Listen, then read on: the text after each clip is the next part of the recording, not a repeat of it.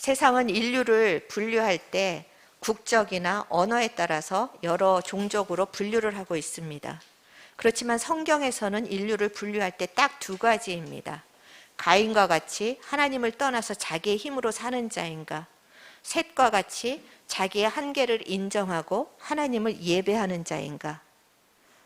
여러분은 어떤 부류에 속하십니까? 창세기 4장은 그 가인의 후손들과 셋의 후손들을 통해서 이 두 부류의 삶을 이야기하고 있었습니다.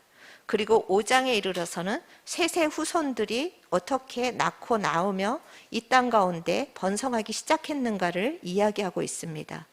그 5장은 이 땅 가운데 하나님을 향한 예배자들로 충만해지는 기쁨의 시간들을 이야기하고 있습니다.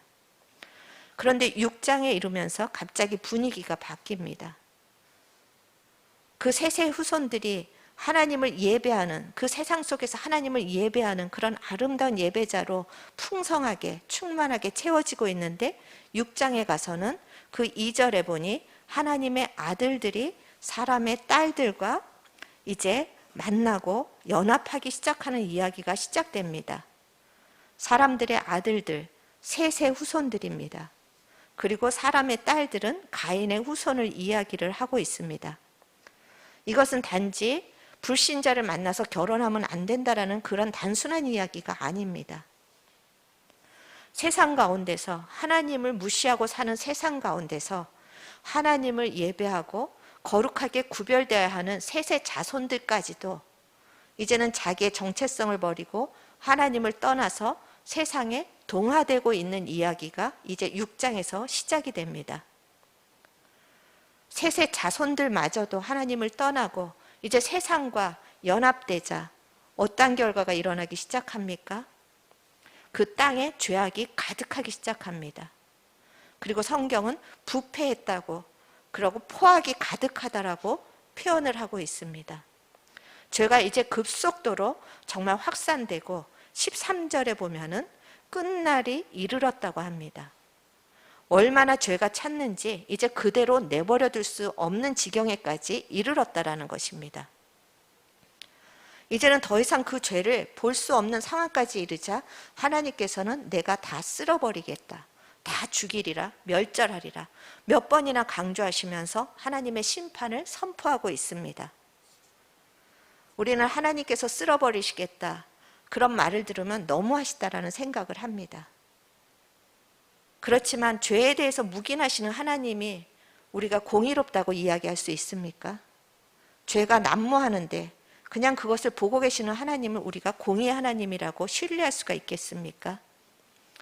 공의의 하나님은 다 쓸어버리겠다라고 심판을 예고하십니다. 우리 어느 누구도 하나님의 공의 앞에 섰을 때 자기의 죄에 대해서 난 이래서 이럴 수밖에 없었어요 하고 변명할 수가 없을 것입니다. 그리고 왜 나를 심판하시냐고 따질 수도 없을 것입니다. 하나님의 공의 앞에 서면 다 쓸어버리겠다, 그 말씀 앞에 그냥 우리는 이해하고 멸절당하는 것밖에는 방법이 없을 것입니다. 그러나 하나님의 목적은 심판에 있는 것이 아닙니다. 6절에 보면 하나님의 그 심판이 분노로 끝나는 것이 아닙니다. 하나님은 그 죄를 보면서 분노하시지만 그 분노로 이것들 다 쓸어버리고 내가 새로운 인생을 창조하겠다라고 그렇게 하신 것이 아닙니다. 6절에 보면 한탄하시고 근심하십니다. 그 원어로 보면 하나님의 마음이 고통에 시달렸었다라는 것입니다. 피조물들을 향하신 그 주님, 그 심판하실 수밖에 없는 주님의 공의 때문에 하나님의 사랑이 근심하기 시작한 것입니다. 그리고 급기야는 그 사랑 때문에 그 심판 속에서도 하나님께서 이제 구원의 길을 준비하시는데 그것이 바로 노아의 방주입니다. 이 노아의 방주는 우리의 신앙이 어떤 신앙이 되어야 하는지를 너무나도 잘 보여주고 있습니다. 첫 번째로 이 노아의 방주는 우리의 신앙이 방주에 들어가야 되는 신앙이라는 것을 가르쳐주고 있습니다. 6장 17절에 보면 하나님께서 모든 육체를 다 멸절하고 죽일 것이라고 합니다. 그렇지만 18절 그것으로 끝나는 것이 아니라 그러나로 시작합니다. 그러나 방주에 들어가라. 내가 이제 인류를 다 쓸어버리고 심판할 텐데 그러나 너는 방주에 들어가라. 방주에 들어가면 산다라는 것입니다. 노아가 의롭기 때문에 산 것이 아닙니다. 그가 완전했기 때문에 살아난 것이 아닙니다. 그도 뒤에 가서 보면은 술에 먹고 취해서 정말 술주정을 하고 그렇게 가정의 분란을 일으키는 약한 자였습니다. 그가 산 것은 방주에 들어갔기 때문입니다. 아무리 그가 방주를 지었을지라도 들어가지 않으면 무슨 소용이 있었겠습니까? 더군다나 그의 아내와 아들과 며느리, 당대 사람들과 다를 것이 없었습니다. 하나님께서 모든 육체가 악하고 생각하는 것이 다 악하다라고 한 것에서 노아의 가족들도 정말 예외는 아니었습니다. 한마디로 노아나 그의 가족들 역시 하나님의 심판의 대상일 뿐이었습니다. 그렇지만 그러나 방주에 들어가라. 그들이 방주에 들어갔기 때문에 살아난 것입니다. 하나님께서는 오늘도 우리에게 방주에 들어가라라고 말씀하고 계십니다. 그 방주가 바로 예수 그리스도이십니다. 하나님은 이 심판의 세대 속에서 예수 그리스도라는 방주를 우리에게 허락하시고 준비하셔서 거기에 들어가라고 하십니다. 교회 안으로 들어왔다라고 우리가 심판에서 제외되지 않습니다. 예수님께서는 이 교회 안에 알곡과 가라지들이 있다고 합니다.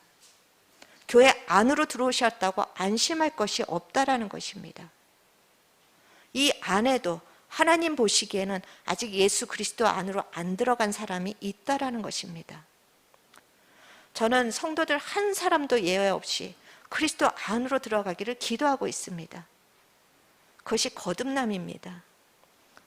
그런데 이렇게 앉아 있는데 저는 모릅니다. 오직 하나님만 아십니다. 누가 방주 안에, 누가 그리스도 안에 들어가 있는지, 자인지, 아니면 그리스도 안에 아직도 들어가지 않고 교회만 나오는 자인지 오직 하나님만 아신다라는 것입니다. 당시의 사람들 심판의 소식을 몰라서 죽은 것이 아닙니다. 노아가 방주를 짓기 시작한 것이 120년이 걸렸습니다. 노아가 방주를 지을 때 당시에는 비라는 개념이 없었습니다. 노아 홍수의 시대 이전에는 그 지면에서 습기가 올라와서 온 땅을 적셨습니다. 그리고 비라는 것은 없고 하늘에 궁창이 있었는데 그것이 보호하고 있어서 그 비가 내리지 않아도 땅의 습기로 모든 식물들이 자라날 수 있는 환경이었습니다. 그러니 비가 내린다라는 이야기가 얼마나 어처구니 없는 이야기겠습니까? 한 번도 경험하지 못한 비가 내릴 것이다. 그러면서 방주를 짓는 이유가 그 비에 대비해서 홍수가 날 것을 대비해서 지금 심판을 대비해서 내가 방주를 짓고 있습니다. 그 이야기를 사람들이 물어볼 때마다 했을 것입니다. 120년 동안에 노아는 계속해서 그 말을 외치면서 방주를 지었을 것입니다. 그런데 사람들이 그 말을 무시했습니다. 왜냐하면 무슨 비? 정신없는 소리 하네.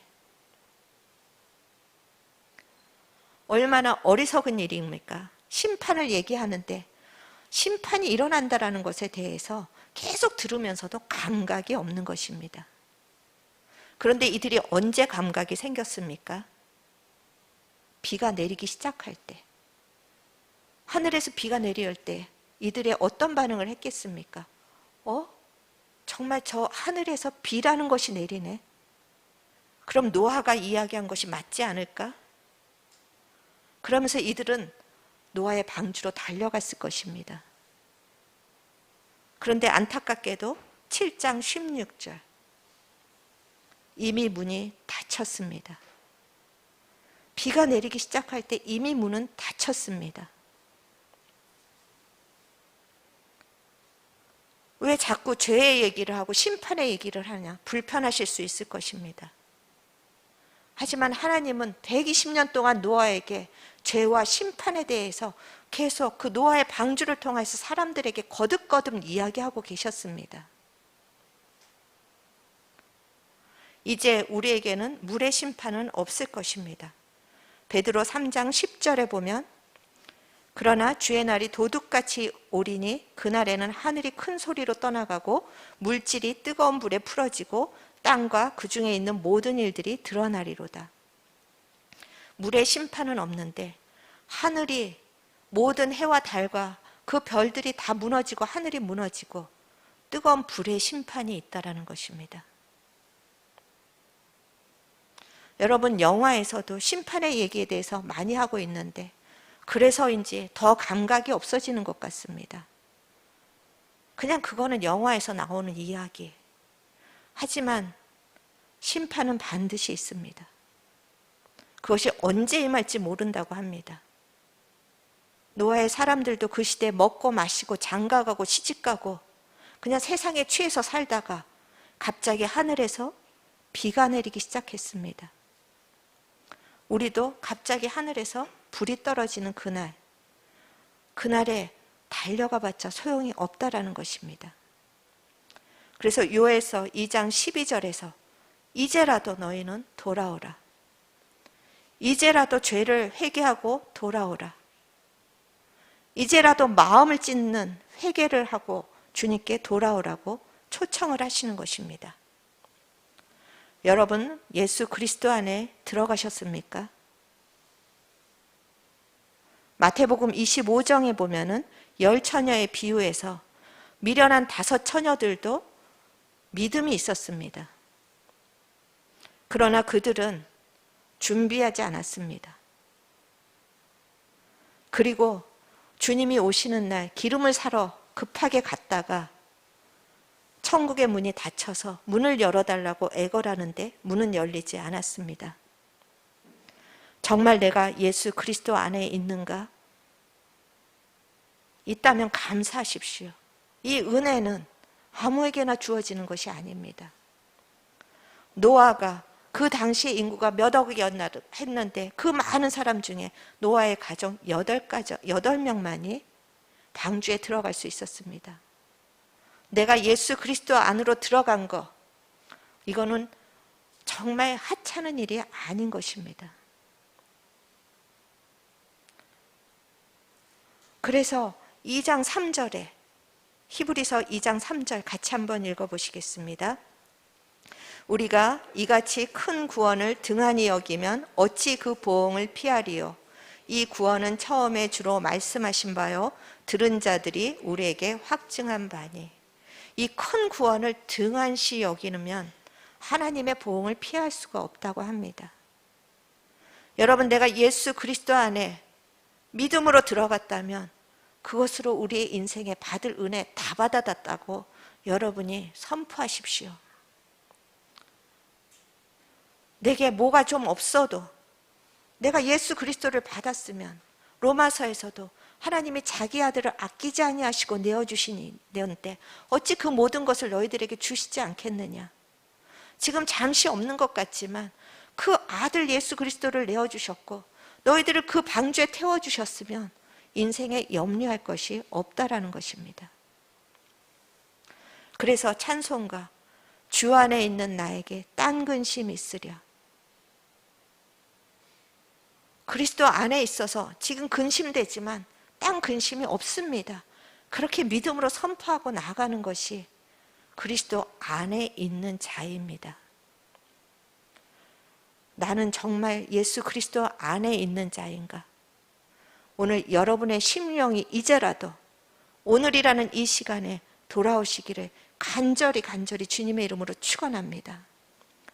그래서 그 심판의 날에, 그 문이 닫힌 날에, 더 이상 기회가 주어지지 않는 그 날에 가슴을 치지 않는 정말 여러분이 되기를 간절히 소망합니다. 우리가 이렇게 방주로 들어가는 신앙의 그런 시간들이 있다면 또 방주 안에서 머무르는 신앙의 시간이 있습니다. 두 번째, 우리는 방주 안에 있는 신앙의 삶을 살아야 합니다. 이제 심판에서 노아의 가정을 건져주셨으니까 이제 새로운 일, 꽃길이 열릴 거라고 생각할 수 있습니다.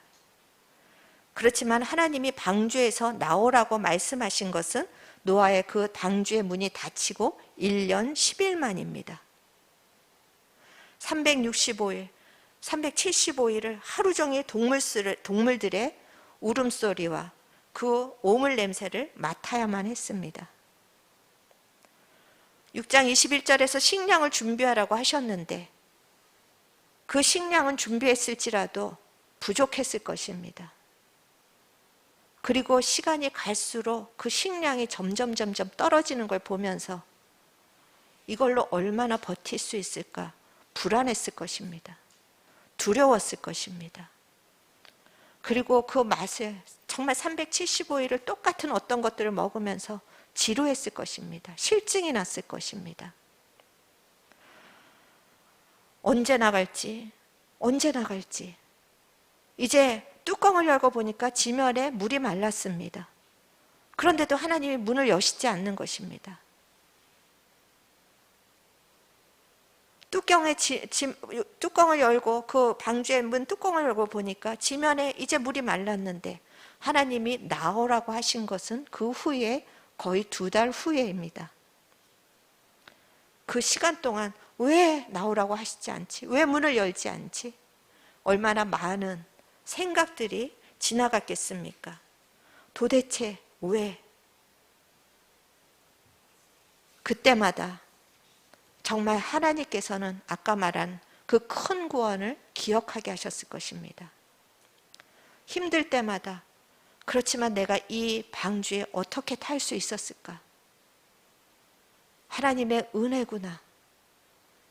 그 구원의 은혜를 다시 기억하는 시간이 이 1년 10일의 시간입니다.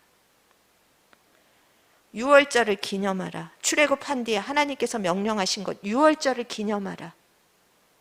하나님이 출애굽한 그 은혜를 잊어버리지 말라는 것입니다. 내가 다시 올 때까지 성만찬을 기념하라. 예수님께서 나를 위해서 죽으시고 나를 위해서 사신 것이 어떤 은혜인지를 기억하라는 것입니다. 방주 안에 갇혀져 있는 이 시간, 삶에 어려움이 있을지라도, 그래서 불평이 나올지라도 그 구원의 감격과 구원의 은혜를 생각하면서 감사를 훈련하는 시간입니다. 방주 안에 갇혀진 이 시간, 배가 어디로 갈지, 어디에서 멈출지 아무것도 모르지만 나의 인생의 이 배를 이끌고 가시는 하나님께 신뢰하며 믿음으로 자기를 던지는 믿음의 훈련의 시간입니다. 모세의 어머니는 갓난아기 모세를 갈대 상자에 집어넣었을 때 이 갈대 상자와 이 방주가 동일한 히브리의 언어로 같습니다. 이 갈대 상자에 집어넣었을 때 그가 공주의 손에 들어갈 것이라고 생각하지 못하였습니다. 믿음으로 그 강물에 떠나보냈을 때 하나님께서는 모세를 살리기 위해서 그 공주의 손에 들어가게 하신 것입니다. 여러분 그리스도 안에 계시다면 여러분의 인생은 주님의 손에 이끌려 가고 있다는 것을 믿으시기 바랍니다. 이 구원의 방주 안에 있으면 하나님의 손길이 우리를 보호하고 있다라는 그 믿음을 계속해서 우리가 드려야 되는 시간이 이 방주 안에 갇혀진 시간입니다. 그리고 이 방주 안에 갇혀진 시간, 우리의 옛 습관을 빼는 시간입니다. 얼마나 세상에서 먹고 마시고 세상의 쾌락에 젖어 있었던 노아의 가족들입니까? 그런데 이 방주 안에서 할 수 있는 것은 아무것도 없었습니다. 세상의 그 쾌락에 절어있던 그 감각들, 생각들, 그것을 빼고 이 방주 안에서는 오직 하나님만 바라보는 시간이었을 것입니다. 그래서 절제하는 시간이 이 방주 안의 시간인 것입니다. 세상과 분리되는 시간이 이 방주 안에 있는 시간입니다. 그리고 이 방주 안에 있는 시간, 14절에 6장 14절에 보면 방주에 물이 안 들어오게 역청을 앙카팍으로 바르라고 했는데 세상으로부터 위험을 보호하기 위해서 역청을 바르라고 했는데 세상에 물이 스며들지 않도록 역청을 바르라고 했는데 우리가 이 방주 안에 있는 시간 예수 그리스도 보혈 아래에 있는 시간입니다. 하나님의 임재 아래 있는 시간이고 성령의 기름 부으시는 시간 속에서 우리가 그분을 만나는 시간이 방주 안에 갇혀진 시간입니다. 이 하나님의 임재, 예수 그리스도 보혈의 은혜, 성령의 기름 부으심이 있는 이 예배가 훈련되는 시간이 방주 안에 있는 시간이었을 것입니다. 그래서 노아가 방주에서 가장 먼저 나와서 한 일은 예배드리는 일이었습니다.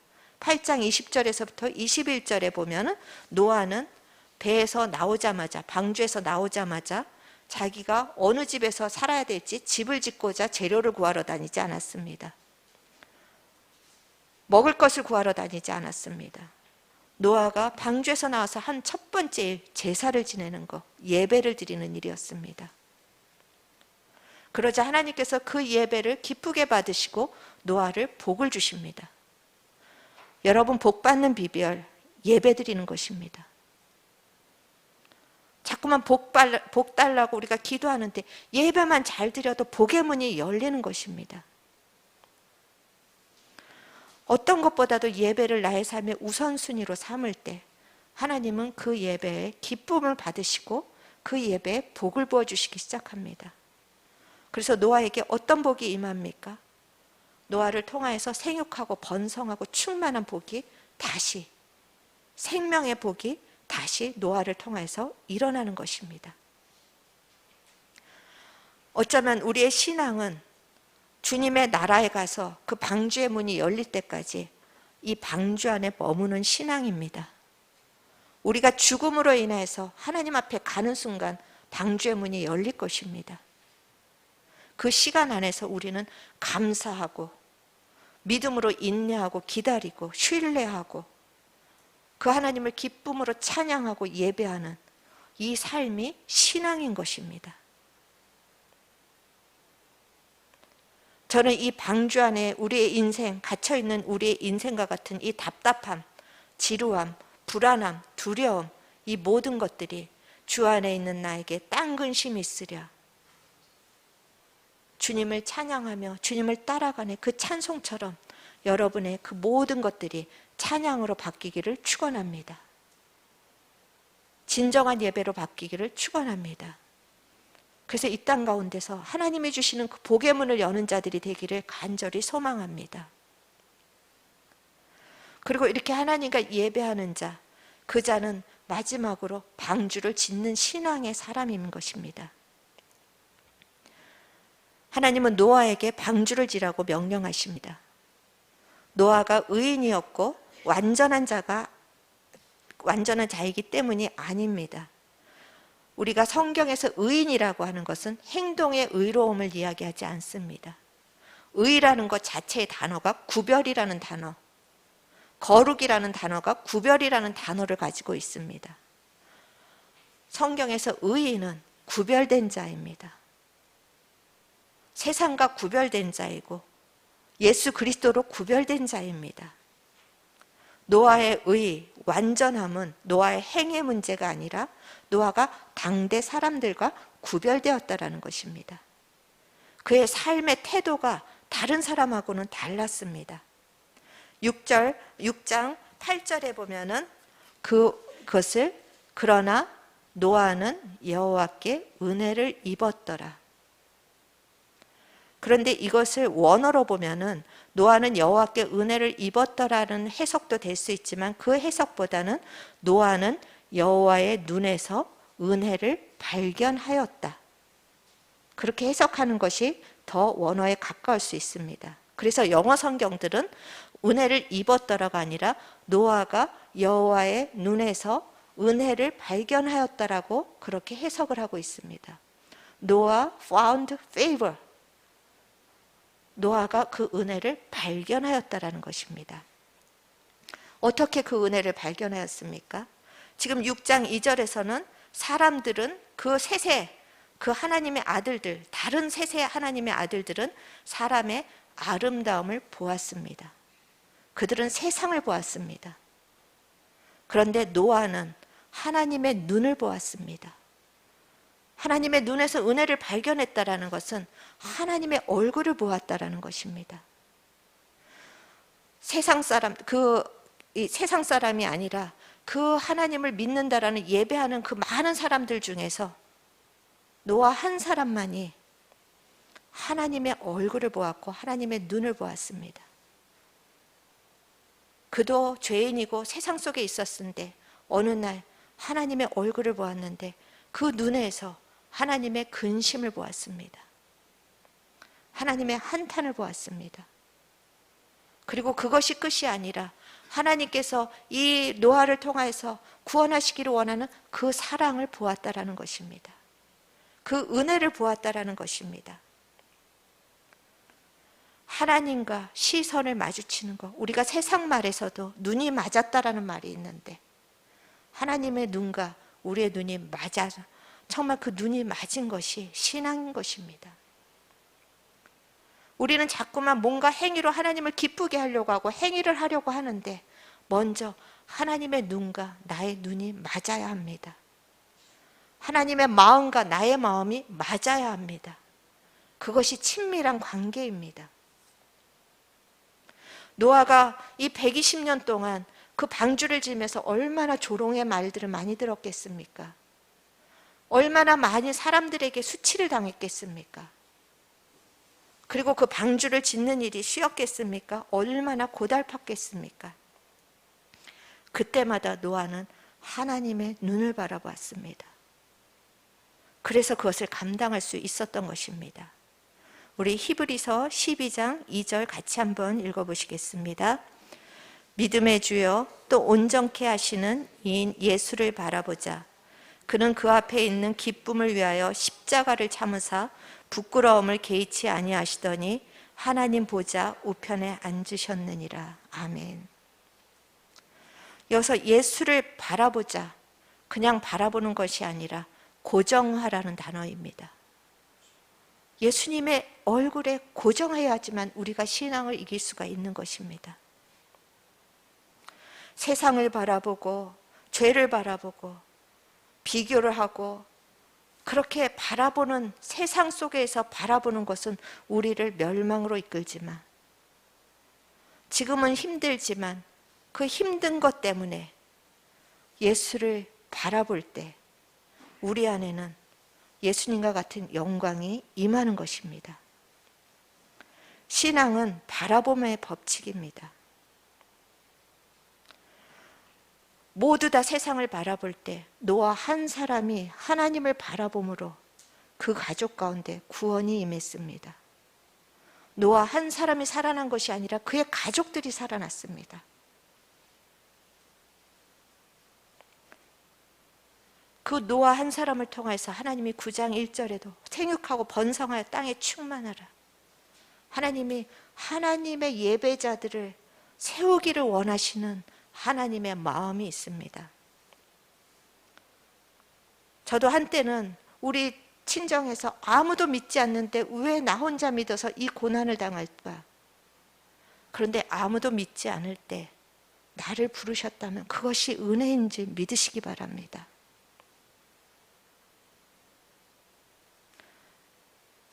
아무도 그 거룩을 향해서 마음이 없을 때 내 안에 죄와 싸우려고 하는 그 하나님의 열망이 있다면 그것이 은혜인 것을 여러분이 반드시 믿으시기를 바랍니다. 그 죄와 싸우는 거 쉬운 일 아닙니다. 외롭습니다. 처절하게 힘들 때도 있습니다. 노아가 지금 방주를 짓고 있는 120년이 우리가 죄와 지금 싸우는 시간인 것입니다. 우리가 죄와 싸우는 것, 이것이 방주를 짓고 있는 시간인 것입니다. 우리가 가족들을 위해서, 이웃들을 위해서 중보하는 것, 방주를 짓고 있는 것입니다. 하나님의 심판이 멀지 않았습니다. 왜냐하면 지금 노아의 때와 그 예수님이 재림하실 때가 같다고 했습니다. 주님의 임하심이 이 노아의 때와 같은데 노아의 때가 어떤 때입니까? 세상이 악으로 가득 찬 때입니까? 그렇지 않습니다. 악으로 가득 찼지만 그것 때문에 심판하신 것이 아닙니다. 하나님의 사람들이 세속화됐기 때문에 심판이 임한 것입니다. 우린 자꾸만 세상에 악하다라고 세상을 정죄하는데, 세상은 창세 타락부터 계속 노아의 때도 그렇고 소돔과 고모라, 제가 자꾸 요새 말이 헷갈려요. 그때도 그랬습니다. 세상은 늘 악했습니다. 그런데 심판이 임한 이 시점이 하나님의 아들들이 사람의 딸들과 혼합된 시점이라는 걸 우리가 가슴으로 받아야 합니다. 제가 사역하면서 제일 힘든 거는, 다른 교회는 죄 안 그러던데 왜 자꾸만 죄라고 이렇게 들춰느냐. 죄에 대해서 힘들다. 적당히 위로하고 적당히 살면 되지, 왜 죄에 대해서 우리가 이렇게 처절하게 싸워야 하느냐. 싸우다가 불평하시는 분들도 있습니다. 하지만 교회가 죄와 타협하기 시작하는 순간부터 하나님의 심판은 임합니다. 여러분, 이 시대가 교회에 얼마나 세속주의가 많이 들어왔습니까? 얼마나 인본주의로 교회가 가득 찼습니까? 하나님의 심판이 코앞에 있다는 것을 영적으로 보셔야 합니다. 그 심판 가운데 여러분 구원받아야 하고, 이 심판의 시대에 여러분만 구원받는 것이 아니라 여러분 한 분을 통하여서 구원받을 사람을 위해서 방주를 지어야 하지 않겠습니까? 여러분이 죄와 싸우면서 방주를 질 때 거기에 많은 사람들의 구원이 달려 있습니다. 여러분이 하나님의 말씀에 순종하기 위해서 세상의 조롱을 받으면서도 한 걸음 한 걸음 동행하면서 하나님의 말씀대로 준행하는 삶을 살려고 할 때 거기에 다른 사람들을 구원할 수 있는 능력이 생기는 것입니다. 여러분이 하나님 한 분만 바라보면서 아직 믿지 않는 가족을 절절하게 가슴에 품고 애통하며, 아직 믿지 않는 주변의 사람들을 절절하게 눈물로 중보할 때 여러분을 통하여서 많은 사람들의 생명이 달려 있습니다. 노아의 시대에 다 쓸어버릴 수밖에 없는 그 상황 속에서, 그러나 노아는 은혜를 입었더라. 여러분, 이 시간 속에서 그러나 은혜를 입었더라의 주인공이 되시기를 축복합니다. 누가복음 18장 8절, 인자가 올 때 세상에 믿음을 보겠느냐 하십니다. 누가복음의 18장 1절부터의 주제는 기도하라, 그럼 반드시 들어주시겠다. 낙심하지 말고 기도하라. 그런데 그 끝의 결론이, 그런데 말세가 되면, 주님의 심판의 때가 되면 그렇게 기도하는 사람이 있겠느냐? 믿음의 사람이 있겠느냐? 반문하시는 것입니다. 심판이 가까이 올수록, 말세가 가까이 올수록 믿음의 사람을 찾기가 힘듭니다. 기도의 사람을 찾기가 힘듭니다. 죄와 피 흘리기까지 싸우는 사람을 찾기가 힘듭니다. 여러분 한 분 한 분은 하나님의 나라에서 중요한 통로입니다. 세상에서 좀 무시하면 어떻습니까? 세상이 좀 알아주지 않으면 어떻습니까? 하나님, 내가 그러나 은혜를 입었더라의 한 사람이 되기를 원하는 여러분에게 갈망이 이 시간에 부어지기를 축복합니다. 하나님, 예배하는 한 사람이 되기를 원합니다. 말씀에 순종하는 한 사람이 되기를 원합니다. 무엇보다도 하나님의 눈에 그 은혜를 아는 사람이 되기를 원합니다. 하나님과의 친밀한 만남이 있는 사람이 되기를 원합니다. 절망의 시대에 노아 한 사람을 통해서 소망의 씨앗이 일으켜졌습니다. 여러분의 가정에, 우리의 이 시대에 여러분 한 사람을 통하여서 이 소망의 문이 열리기를 축원합니다. 노아의 방주, 우리는 그리스도 안에 있어야지만 살아나는 사람들입니다. 우리는 그리스도 안에 있어야지만 안전한 사람입니다. 오늘 그리스도 안으로 들어오라고 하나님이 초청하십니다. 간절히 하나님이 초청하시는 그 한 사람이 되기를 축복합니다. 그리고 우리는 그 그리스도의 방주 안에서 하나님의 임재와 예수 그리스도 보혈과 성령님의 기름 부으심으로 보호함을 받고 끝까지 승리할 사람들입니다. 그리고 그 한 사람이 되어서 예배하는 한 사람이 되어서 복의 문을 열고 생명의 문을 여는 하나님, 내 인생이 되기를 원합니다. 방주를 짓는 인생이 되기를 원합니다. 그렇게 소망하는 복된 주일 되시기를 주님의 이름으로 축원합니다.